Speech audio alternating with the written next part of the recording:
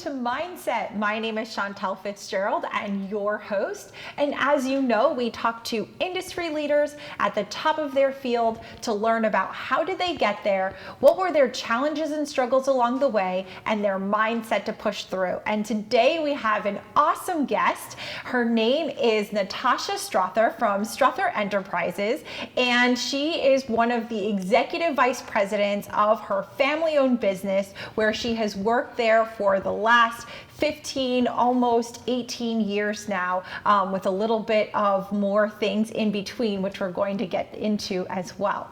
So welcome, Natasha. Thank you so much for being here. No, thank you for having me, Chantal. I really appreciate it. I'm really excited to speak with you today. Yeah, I'm so excited to have you on the show. This is going to be awesome. Yes. So I was looking at your profile, and you had actually majored in chemical engineering before you, or was this before you went and worked at your family business? Oh yeah, that was my undergraduate degree. Yep. Yes. So tell us a little bit about that. What made you decide to get into chemical engineering, and what inspired you to major in that? Yeah. So as a kid, I always loved math and science. I always loved math and science, and my parents really,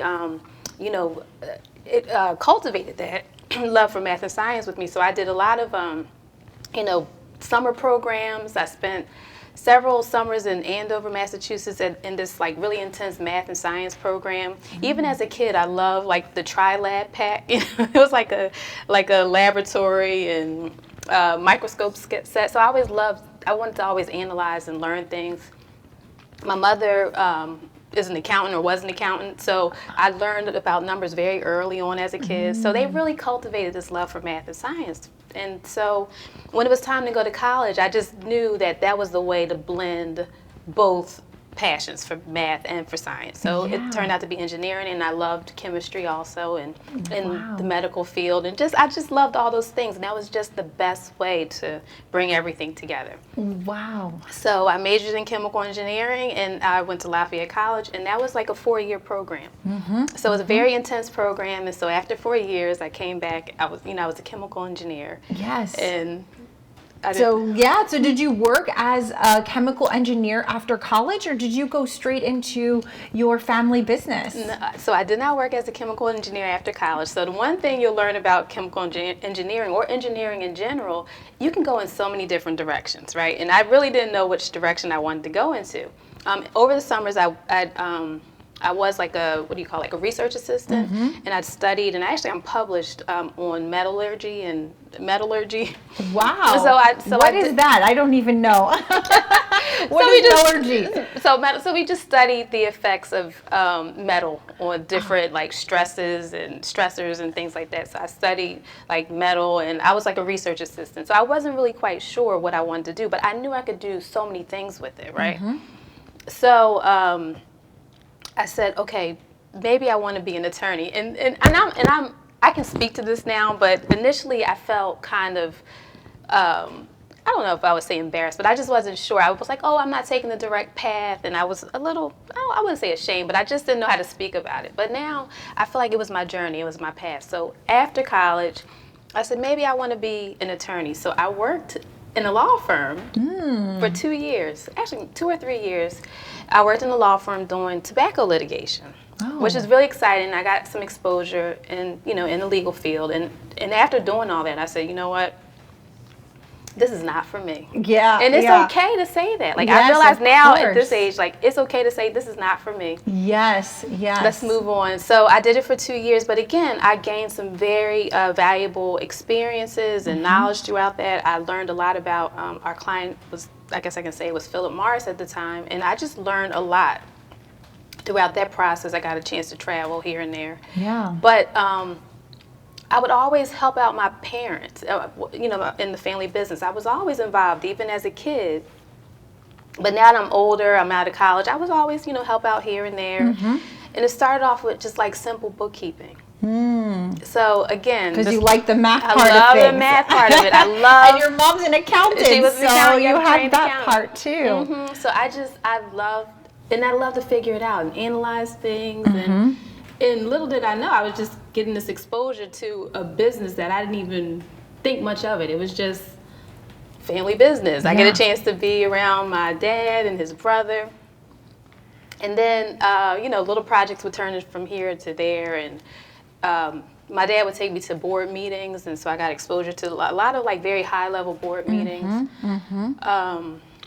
Were you ever exposed to that as a younger kid too, though, when your dad and your uncle were working together to build the business? Were you exposed to a lot of that as a young child as well?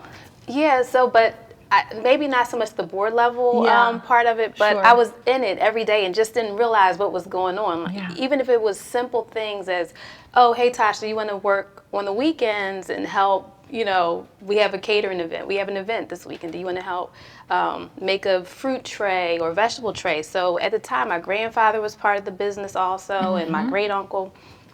So it was just a nice time to be with my family, and I didn't think much of it, you know. But I was always involved and got a chance to meet, got a chance to hang out with all the staff. And so tell us about Strother Enterprises. What is it? You guys are like the behind the scenes catering of Philadelphia that might not always get the visibility that you deserve. So tell us about Strother and what you guys do in the food services business. So Strother Enterprises is a contract food service management company. So it's about 30 years old, and we provide food services to different industries like the healthcare industry, sports and entertainment, education, and government and businesses. So, for instance, if you ever go to the airport, and I think we spoke about this. Yes, indeed. If you guys have a new store there. Yeah, we have a Subway there. So if you ever go to the Philadelphia International Airport and you go to the BC terminal or the E terminal at the airport, there's a Subway there. So we own and operate that Subway. I was just there last night, believe it or not. Well, I hope you had great customer service while you're there. I hope you had a chance to check it out. Yes. So, but we started off as a catering company. 30 years ago, it started off as a catering company.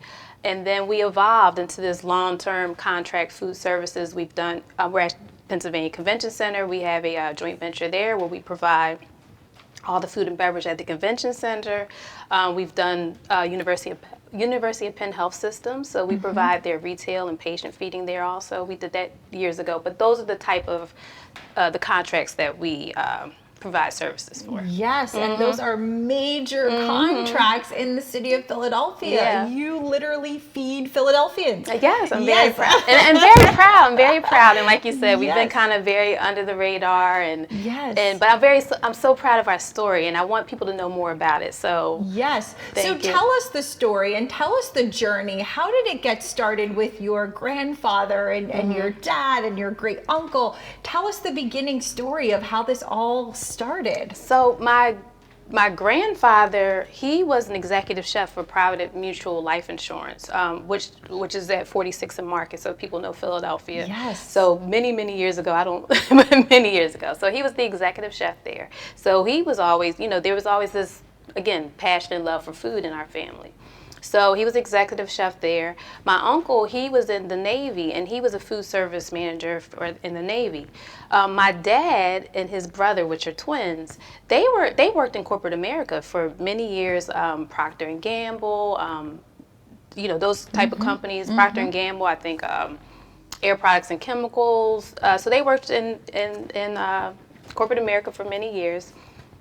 And then I guess in the late 80s, like mid 80s, they said, you know what, let's turn this into a business. Pop, I know that you do catering for churches and a lot of like smaller community events. Let's turn this into a business. So they turned it into a business. We started off again in it's full circle because we opened up at 4601 Market Street where my grandfather started his career. That's amazing. Right? So we would feed Job Corps, and again, I was young and I would just go and I just thought this was just fun thing to do. Yeah. So 4601, and then we opened a facility at 3801 Market Street, so we had a catering facility there, and then that opened the door for these larger contracts. And larger opportunities. That is amazing. That is amazing. Yep. And one thing I love about food service, I mean, it really translates into other industries. And so it's been a great journey so far for me. Yeah, and the fact that you can do, Philadelphia, first of all, is such a foodie city, and we have amazing restaurants, but to be the behind the scenes caterer. And also I love the story of where your grandfather was the executive chef. And then when you guys decided to create your business, that's also the exact place where it began, which is really powerful. That opened the doors to major contracts in Philadelphia, like the Philadelphia Airport, like the Convention Visitors Bureau, which is huge and amazing. And it's really incredible, the work that you guys do and providing the food, and also the quality of service that you provide and the attention to detail, that's as well as it relates to catering and making sure everything is precise and well executed. That's right. As well. So that is fantastic. Thank you. So tell us a little bit about your role at Strother. Okay, so it started off like I said, I had exposure to so many things at Strother Enterprises at a young age, and then I just it just evolved. It evolved into different roles, really specifically towards finance. I did a lot of work around like financial analysis and planning, and then I was like director of finance and corporate strategy. So it was always around finance, but I always touched every part of the business. So through the years, it just evolved. Like I became involved in the business development side of the business. I've been involved in finance, operations. So I get a chance to touch all parts of the business. So I would say that I'm probably like third in command of the business. Yes. And I've been instrumental in just thinking about our growth strategy and where we go next. So it's evolved, and I really respect and admire the fact that I work for these men, and even though that they're my uncle and father, they really respect my opinion and my advice, and we have other women in our office, and I see, and they do the same thing. They really respect their voices and their advice and their opinions, so they listen, and that's allowed me to build my confidence, I guess. I've always been around them, but I never felt like I couldn't do this anywhere else. Like I always felt that they built this confidence in me where I could take it anywhere. So I love that. Yes. I love that about them. I love that, and I love that you work not only because in a family environment it can be a little bit tricky, I feel like maybe sometimes, but I just love the fact that your opinion is valued. They listen, even though they help to create the company. They respect your opinion, as well as the other women in there and women in leadership. That's and right. Minority women at that in leadership is also really important and really amazing to see as well. But really creating a culture of respect and listening to others to make sure that we are hearing all perspectives is really, really important. And I love that your enterprise has created such a culture and environment to help support that, and also help groom women to be high-level leaders, not only in your organization, but also in Philadelphia as well. That's right. So we have to take a break, but I want to come back and talk to you a little bit more, since our show's called Mindset. Some of the challenges that you faced along the way in being an entrepreneur, but also through your journey too, and your mindset to push through as well. So we will be right back here with Natasha in just a few moments. So stay tuned. Thank you. Yeah.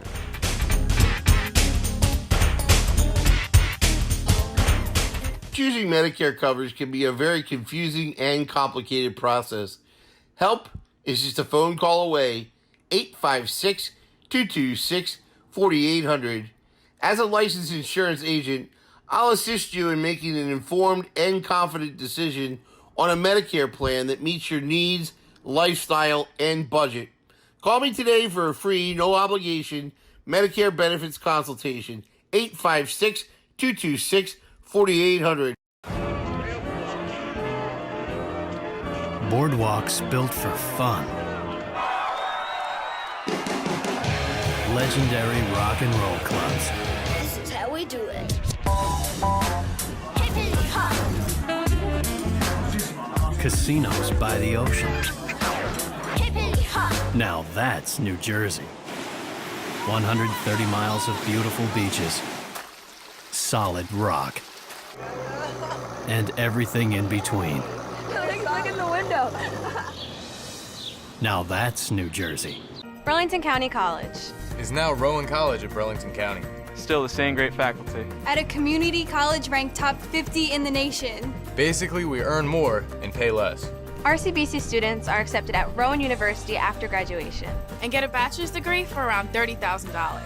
Online and Mount Laurel students get a 15% Rowan University tuition discount. And have many scholarship opportunities. So you earn more and pay even less. Rowan College of Burlington County. Your path to success. They are the greatest fighting force the world has ever seen.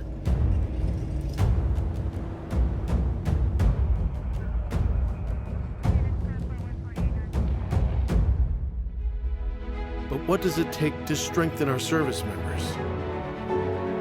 What does it take to let them know that we stand behind them, wherever they are? What does it take to bridge the distance and keep them connected to family, home, and country? And what does it take to prepare them for their future when their service to the nation is complete? What does it take to strengthen our service members so they can be the greatest force for good in the world? It takes a force. Be a force behind the forces. Share a message today at force.uso.org. I want to be a contender. I want a warm belly to sleep on. A big house. How do I look? Do I look good? I want to play hard. My nails done once a month. I want a home. I just want a home. I want someone to love. Last year, more than 30,000 companion animals came to us without homes. 20,000 of them were felines. Let's make some homes together. Add us some social.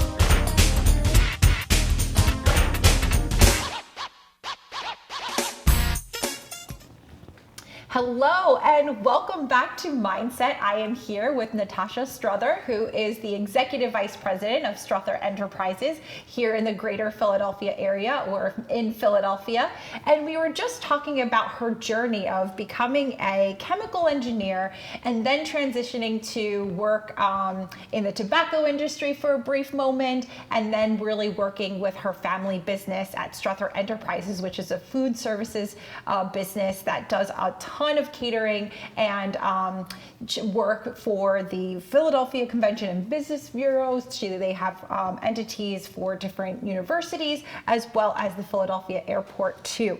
So as we were talking, you know, it's not easy to build a business, and let alone having a business for 30 years. And Strother Enterprises has really made a significant impact in Philadelphia for over 30 years, but it's not easy to do that. So what have been some of the challenges that you guys have faced and the mindset to really help push through those challenges? Well, I think some of the challenges, I guess one challenge can be, I wouldn't say that, you know, you get into these long-term contracts, and I guess the challenge is, how do you keep pushing forward to get new business, right? Mm-hmm. And how do you continue to reinvent yourself and be okay with that, but still stay on track with what the plan is, or the growth, or what the growth plan is. So again, we've been in many contracts throughout the years, and you know, we've seen things kind of go up and down. There've been ebb and flows, but through it all, we've been very comfortable, with re-engineering ourselves sometimes. You know, it's okay to go in this other industry. It's okay to go down this path, because no matter what, we still have this foundation of, food service and, like you said, quality service. These are the things that we continue to take with us no matter what industry we decide to go into. So, but I think the challenge is just making sure, we're okay, that, we can change, and we're flexible and we're nimble, and we're okay to do that. Yeah, and it sounds like it's this mindset of being agile, being able to move and change and be flexible with also the climate of where we are as well. And I feel like that's what really makes businesses be even better, when they can be flexible, when they can notice the things that are happening around them, maybe through technology and things like that. When you can change to what the culture and society have changed to and what technology has changed to, then you can be more longer term as well. So I love that, and having that mindset of being agile and flexible to really help move your business forward, which is really amazing. Yeah, and so I had to learn it personally when I finished as an engineer. And as an engineer, everything was so systematic. Everything was so systematic. So after I left the law firm, working on the tobacco litigation, and then I came into Strother Enterprises like full time. I actually went on and got my MBA in finance because I knew that I love numbers, right? I love numbers, and I said, and then I started to really enjoy business, and I was like, oh, I can do whatever I want with this, and I can make this into whatever I want it to be. So then I took, I got my MBA in finance. But when I finally came into Strother, at this different position, I was looking for something very systematic, and it took Ernie, my father, to say, you're not going to always have a straight line to that end result. So it's okay. You might have to do A and C and B, and it's okay. So I had to get comfortable with that. I had to get comfortable with that. And then once I got comfortable with that personally, then I saw how it really applied to business and how we are able to be, like you said, agile and nimble when it comes to re-engineering ourselves to go after different opportunities. So I had to learn it personally first, and then translate it and transition it into my professional. Yes. So yeah. Yes, I love that. I love how you were talking about learning it first yourself and then having it come out naturally, because I think that is really the best way to learn, is to learn the things ourselves and then be able to apply it and teach and do it as well. So I love that, and that you were open, and I love also that you were open enough to learn, to change. Because oftentimes people can be stuck in their ways. Yes. Like, nope, it's systematic, and that's how it has to be. Yeah. And that's how it will always be. Yeah. This is what I learned. This is how we do it. Then there's no other way. Yeah.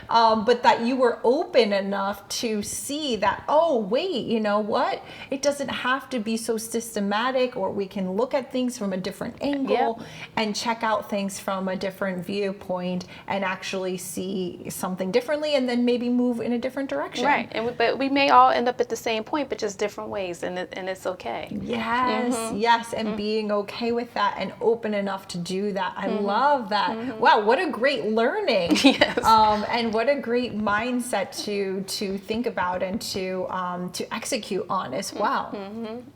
So tell us a little bit more about where you see Strother Enterprises going, and how you will continue to develop and be here for another 30 years. Where is it going? Yeah, so like I shared with you, I actually stepped away from Strother for about 2 years, and I went on to be an executive for a cannabis business, and I was the COO for a cannabis business. So I had a chance to start up a new business once again from the ground up. So I was able to take all my skills that I've learned from Strother Enterprises over the last 18 or so years, and I was able to get this business up and going, and hiring and bringing on other executives and management.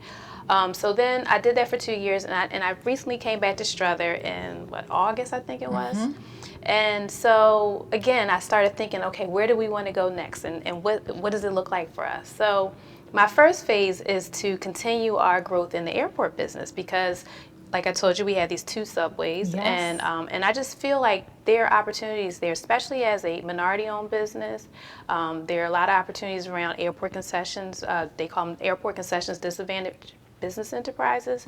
So I see, or the goal is for us to continue to build other relationships with other national brands or local brands, and then take them to other airports, or either here in Philadelphia. So that's one way we want to continue to grow over the next 2 years. And then also looking at at other more government contracts, federal government contracts. Right now, we do some feeding for the Veterans Affairs, was the VA Medical Center, I'm sorry, here in Philadelphia. So we have a contract there at Broad and Snyder called the Snyder House, and it's for transitional housing and for veterans. So we want to continue to do things like that and you know, give back to the community. And so those are my the strategy and the plan over the next 2 years to grow in government contracts and airports. Yes, that is amazing. And also you're a veteran-owned business as well. So also that full circle there of your uncle and father. Yeah, and father were Navy? They were Air Force okay. veterans. Air Force veterans. Yep, they were stationed in Mississippi. They did 2 tours of Vietnam. Wow. So yeah, so they are veterans. So we're very proud to be a veteran-owned business. Yes, and so we want to continue to do more contracts in the federal government. Absolutely. And also how you are feeding, you know, the veterans today as well. So I love that full circle too. How wonderful. Yeah. Wow, this has been amazing. And I loved you being here, and I loved hearing the journey of your background from being a, you know, chemical engineer to now being the executive vice president of Strother Enterprises, and also the amazing work that you're doing in Philadelphia and the impact that you're making and feeding so many people with quality service, and also expanding more in the government and also in Philadelphia at the airport too. So be sure to check out those subways. Yes, be sure. At the Philadelphia airport. Yes. And we do have to wrap up, but if people were interested in learning more about your organization, about Strother, how would they go about connecting with you? Well, they can definitely go to our website at www.strotherenterprises.com, or they can also reach out to us at info@strotherenterprises.com, and we'll be happy to respond to you and whatever information you need. Awesome. Thank you so much. Thank you. This has been wonderful. Thank you. What a pleasure. Thank you for being on the show and inspiring us all to be more flexible and agile and nimble and open enough to do that as well. So thank you. No, thank you for having me. Yeah, this was a pleasure. And thanks to all of you as well for joining us on Mindset. And we very much look forward to seeing you again here on Mondays at 2 o'clock. See you soon. Bye-bye.